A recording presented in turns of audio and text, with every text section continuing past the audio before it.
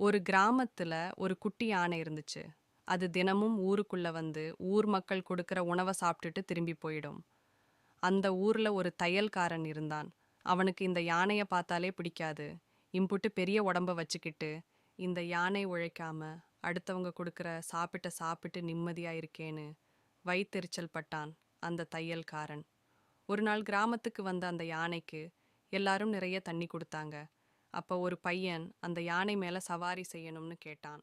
உடனே அந்த யானை அந்த பையன் தன்னோட முதுகுல தூக்கிக்கிட்டு நடந்துச்சு.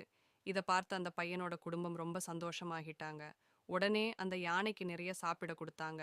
அப்பதான் அந்த தையல்காரனோட கடைக்கு போச்சு. அந்த யானை அந்த யானை மேல கோபத்துல இருந்த அந்த தையல் கடைக்காரன் ஒரு வாழைப்பழத்துல ஊசிய வச்சு அதுக்கு கொடுத்தான். அந்த வாழைப்பழத்தை சாப்பிட்ட யானையோட வாயில அந்த ஊசி குத்திடுச்சு.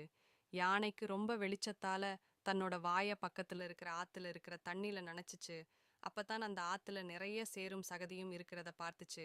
யானை தன்னை தொந்தரவு செஞ்ச அந்த தையல்காரனுக்கு நல்ல பாடம் புகட்டணும்னு நினைச்ச யானை தன்னோட துதிக்கையில நிறைய சேர்த்து தண்ணிய உறிஞ்சி எடுத்துடுச்சு. நேர தையல் கடைக்காரனோட கடைக்கு போய் அங்கிருந்த புது துணிங்க மேலெல்லாம் அந்த சேத்த புஷ்ஷுன்னு ஊதி அழுக்காகிடுச்சு.